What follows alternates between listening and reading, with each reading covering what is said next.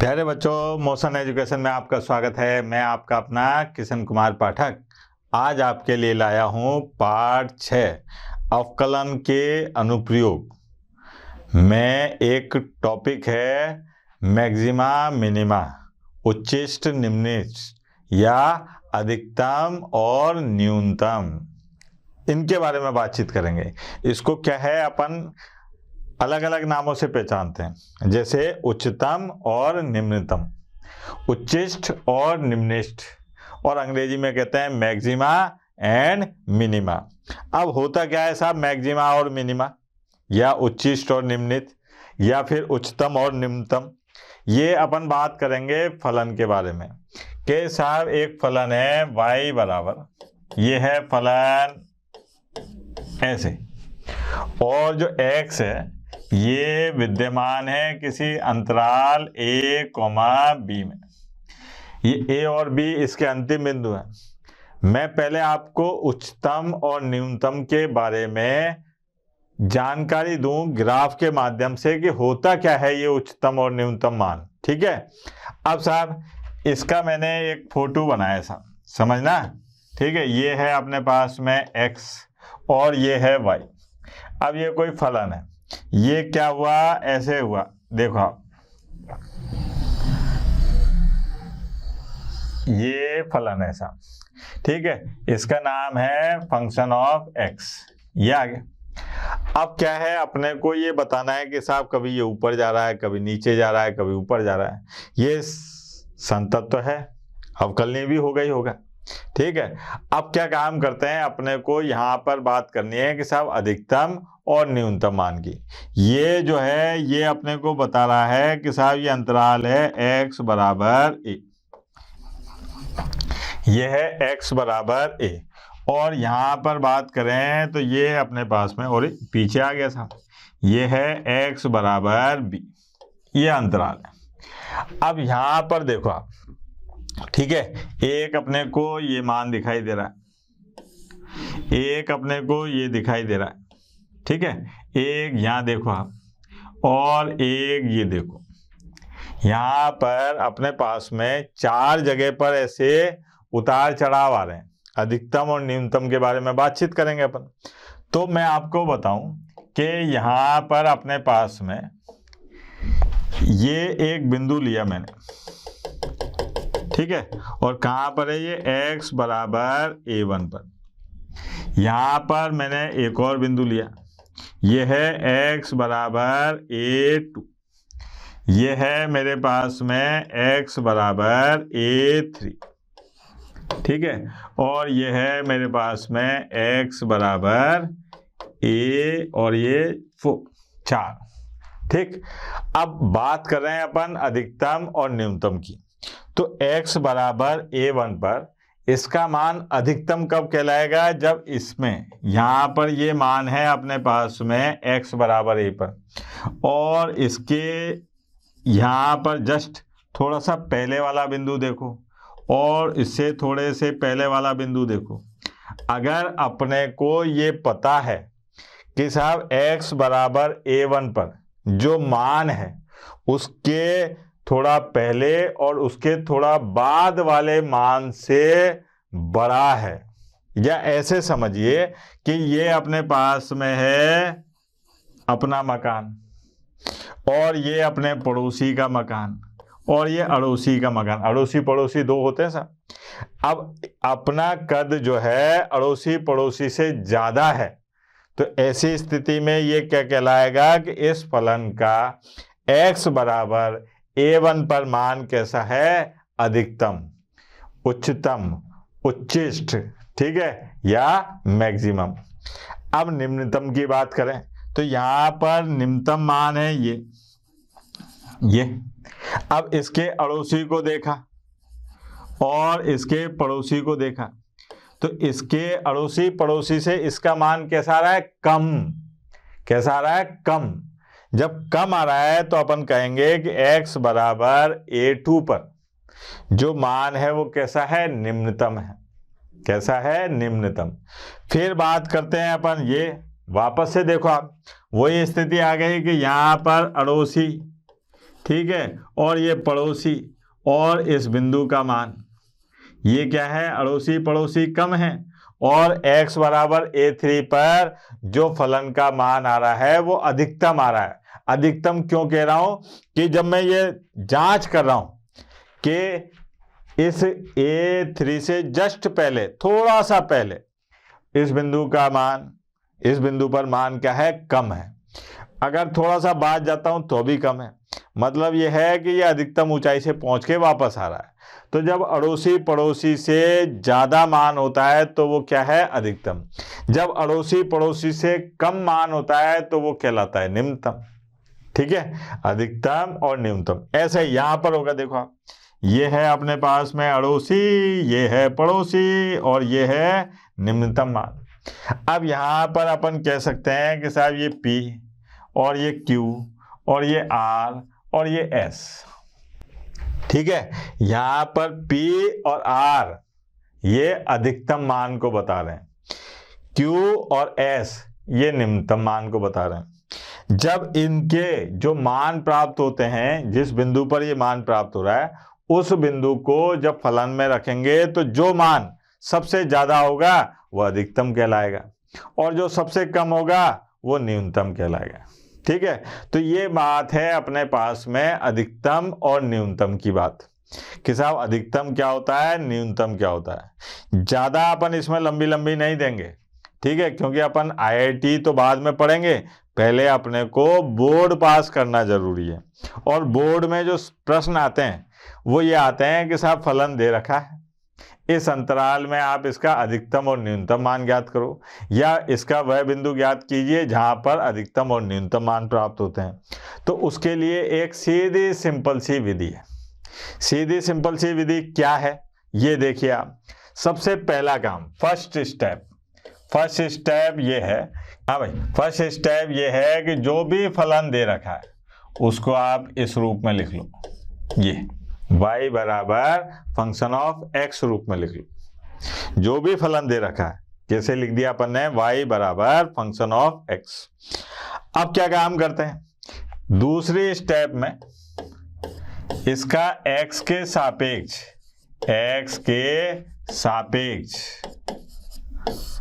अवकलन करने पर, x के सापेक्ष अवकलन करने पर क्या हो जाएगा बेटा, x के सापेक्ष अवकलन करने पर ये है dy बटे dx, और साहब बराबर f डैश x भी आ जाता है, ये आ गया, f डैश x निकाल दिया।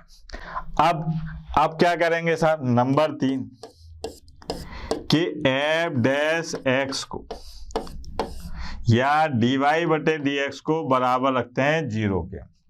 dy बटे dx या f डैश x को बराबर रखते हैं किसके, 0 के। और 0 के रखने के बाद में x के मान प्राप्त करते हैं a1, a2 और a3, ऐसे करके कई सारे जितने भी प्राप्त होते हैं। वास्तव में ये क्या है, ये है क्रांतिक बिंदु, जहां पर अपने को अधिकतम और न्यूनतम की गणना करिए। जैसे इससे पहले वाले फोटो में अपन ने देखा था ना, a1, a2, a3, वो यही है कि हर जगह तो होंगे नहीं अधिकतम न्यूनतम, तो जो उतार चढ़ाव है वहां पर देखते हैं कि साहब अधिकतम होगा कि न्यूनतम होगा।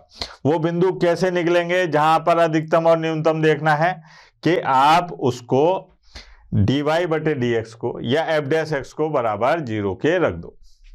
ठीक है सर। अब आते हैं नंबर 4।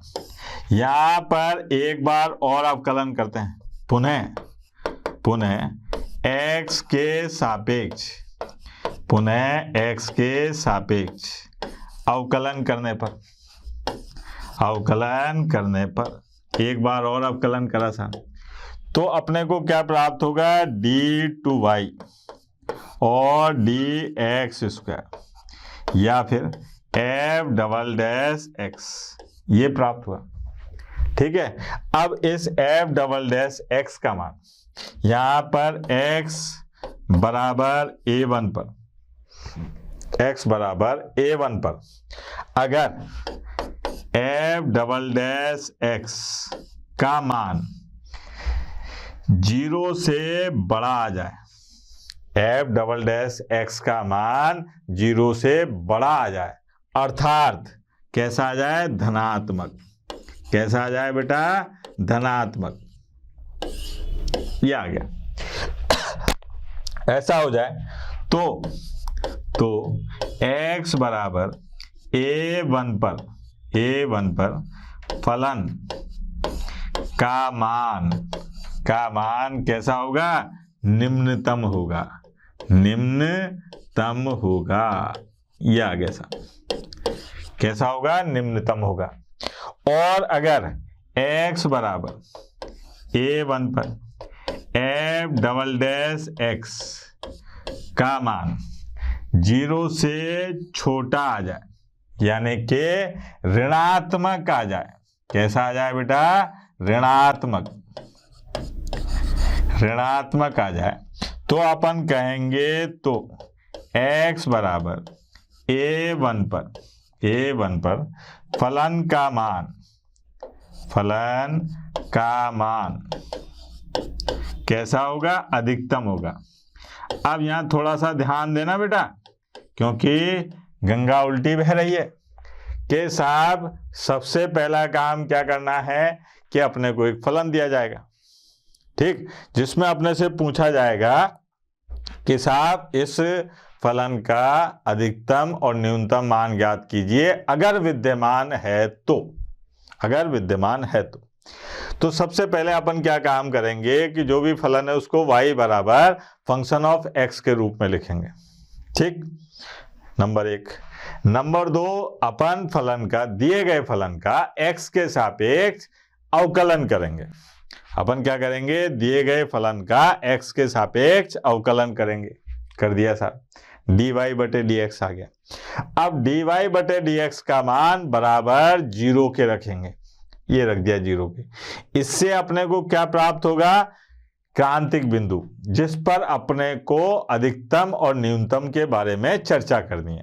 तो ऐसे बिंदु प्राप्त होंगे। ये 1 भी हो सकता है, 2 भी हो सकता है, 3 भी हो सकते हैं। ये अपने ऊपर डिपेंड कर, वो फलन के ऊपर डिपेंड करेगा, ठीक है बेटा।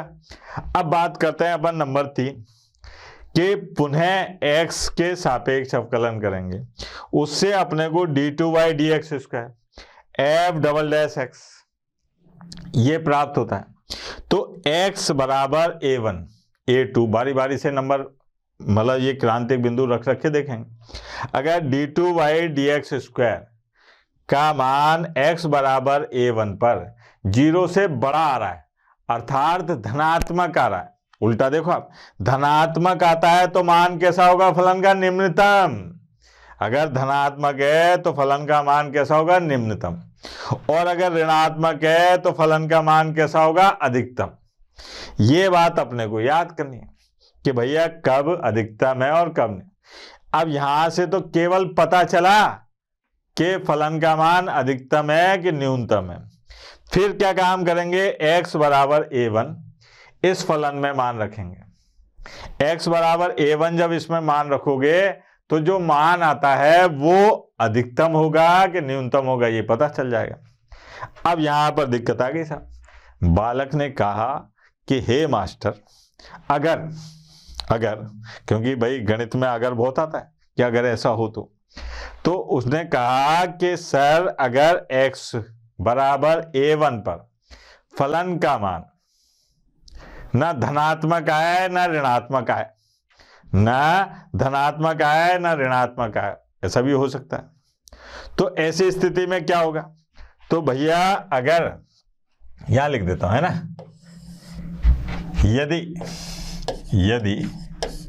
यदि x बराबर a1 पर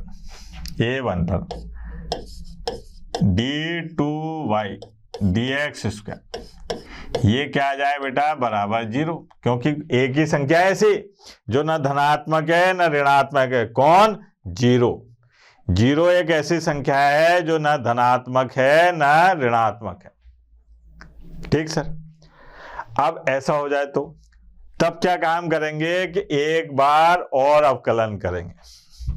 यहां पर पुनः x के सापेक्ष अवकलन करने पर क्या आ जाएगा बेटा, d3y और dx3।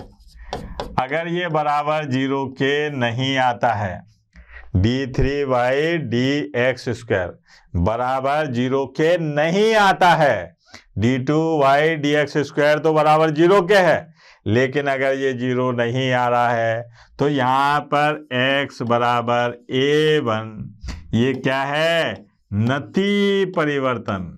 कैसा, नति परिवर्तन बिंदु है। अब बालक के साहब ये क्या नई बला आ गई, नति परिवर्तन। नति परिवर्तन का मतलब कि x बराबर a1 पर फिर ना तो फलन का मान अधिकतम है और ना न्यूनतम है। ये बात आ गई सब मैदान में। ठीक है, तो अपने को क्या समझ में आया कि अगर किसी फलन का मान, ये कहकर प्रश्न आता है कि इस फलन का अधिकतम और न्यूनतम मान निकालिए, तो सबसे पहले फलन को y के बराबर मानो, फिर एक बार अवकलन करो, फिर उसको बराबर 0 के रखकर क्रांतिक बिंदु निकालो, फिर क्रांतिक बिंदु के लिए एक बार और अवकलन करो, फिर d2y dx² में क्रांतिक बिंदुओं को रख के देखो। अगर x बराबर क्रांतिक बिंदु रखने पर f" का मान 0 से बड़ा आता है, तो फलन का मान उस बिंदु पर कैसा होगा, निम्नतम। 0 से बड़े पर निम्नतम। कंफ्यूज मत होना, ठीक है, कंफ्यूज नहीं होना है। अगर 0 से बड़ा है तो निम्नतम मान, और अगर 0 से छोटा है तो कैसा मान, अधिकतम मान। यानी कि धनात्मक है तो निम्नतम, ऋणात्मक है तो अधिकतम, और अगर बराबर 0 के है तो एक बार और अवकलन करो। फिर अगर जो दोबारा फिर रख के देखो d3y dx³ में, अगर तब 0 नहीं आता है तो x बराबर a1 जो है नति परिवर्तन बिंदु है, अर्थात यहाँ पर फलन का मान ना अधिकतम होगा और ना निम्नतम होगा। ठीक है, ये सब रामायण सुन लिया आपने। अब क्या काम करते हैं, अपन प्रश्न के माध्यम से समझते हैं। देखो आप, प्रश्न बड़े मजेदार होते हैं, क्योंकि गणित में ज्यादा बातें समझ में तब आएंगी जब आप उन समस्याओं का हल करेंगे। यहाँ पर यह है कि साहब ये फलन दे रखा है, ठीक है, अपने को ये बताना है कि उच्चतम या निम्नतम मान यदि कोई हो तो, मतलब अगर है तो बताओ और नहीं है तो मत बताओ साहब। तो यहाँ पर अपन आए साहब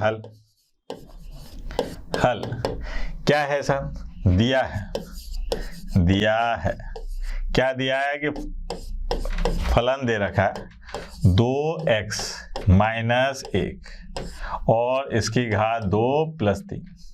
इसको मैंने बराबर मान लिया y के, क्या करा, y के बराबर मान लिया। ठीक है, अब सबसे पहला काम y के बराबर मान लो, फिर x के सापेक्ष अवकलन करो। तो यहाँ पर x के सापेक्ष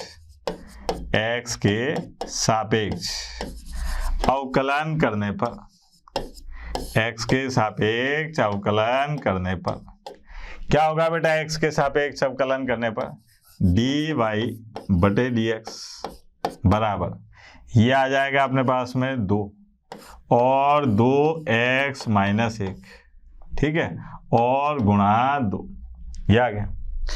फिर यहां से देखा अपन ने कि dy/dx बराबर 4 और 2x - 1, ये हो गया। इसको मैं समीकरण नंबर 1 कह देता हूं, कोई दिक्कत, ठीक है। अब साहब इसको मैंने समीकरण नंबर 2 कह दिया। अब अधिकतम और न्यूनतम के लिए, अधिकतम व न्यूनतम के लिए क्या काम करूंगा साहब कि यहां पर मैं बिंदु निकालना चाहूंगा कि भाई चेक कहाँ करूं, अधिकतम और न्यूनतम, ऐसे हवा में तो नहीं चेक करेंगे, तो उसके लिए मेरे को बिंदु चाहिए। के लिए मैं dy/dx का मान रखूंगा बराबर 0 के, ठीक है। तो यहाँ पर मैंने 4 और 2x - 1 बराबर 0। ठीक है, तो x बराबर क्या आ गया 1/2। अब यहां पर तो केवल एक बिंदु आया भाई, यहां पर केवल एक बिंदु आया, मतलब अपने को x बराबर 1/2 पर अधिकतम और न्यूनतम की जांच करनी है। अब x बराबर 1/2 पर फलन का मान क्या होगा इसके लिए, तो यहां पर आते हैं अपन समीकरण 2 का।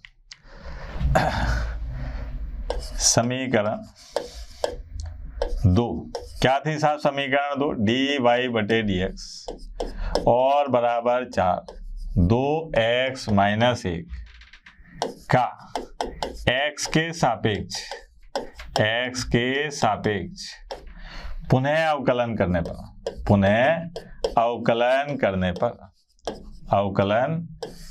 पर ठीक है, एक बार और अवकलन कर देते। तो ये आया अपने पास में d2y और dx²। अब यहां पर अवकलन करा साहब, तो देखना अब क्या आ जाएगा, ये आ गया 8, ठीक है, और इसका आ गया 0। तो अपने पास में d2y dx² का मान आ गया। अब अपने को जांच करनी है इसकी x बराबर 1/2 पर, तो यहां पर d2y और dx² और वो भी कहां पर x बराबर 1/2 पर, क्या मान आएगा साहब 8। अब ये 8 जो है ये क्या है बेटा, ये प्लस की संख्या है, यानी कि 0 से बड़ी है। तो अपन कहेंगे कि x बराबर 1/2 पर फलन का मान कैसा होगा, निम्नतम होगा। कैसा होगा, निम्नतम होगा। क्यों, क्योंकि भाई d2y dx² x बराबर 1/2 पर 0 से बड़ा आ रहा है, यानी कि धनात्मक आ रहा है, तो मान कैसा होगा, निम्नतम। अतः x बराबर 1/2 पर फलन f(x) का मान न्यूनतम होगा। अब भाई बात तो न्यूनतम होगा, ये तो बात पता चल गई, लेकिन वो न्यूनतम क्या होगा वो देखें आप। तो फलन क्या था बेटा, फलन था y बराबर, यानी कि फंक्शन ऑफ x बराबर, हाँ भाई क्या था जरा देखें,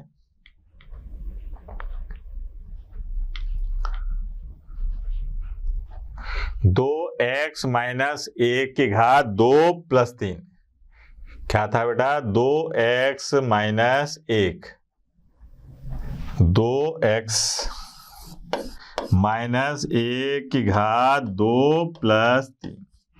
अब यहां पर y मिनिमम यानी कि न्यूनतम, ऐसे f x की जगह रखा 1/2, तो ये आया अपने पास में 2 और 1/2 -1 और इसकी घात 2 + 3, ये आ गया अपने पास में, ये तो 0 और ये आ गया 3। तो यहां पर इस फलन का निम्नतम मान x बराबर 1/2 पर क्या आया बेटा, 3। आई बात समझ, ठीक है।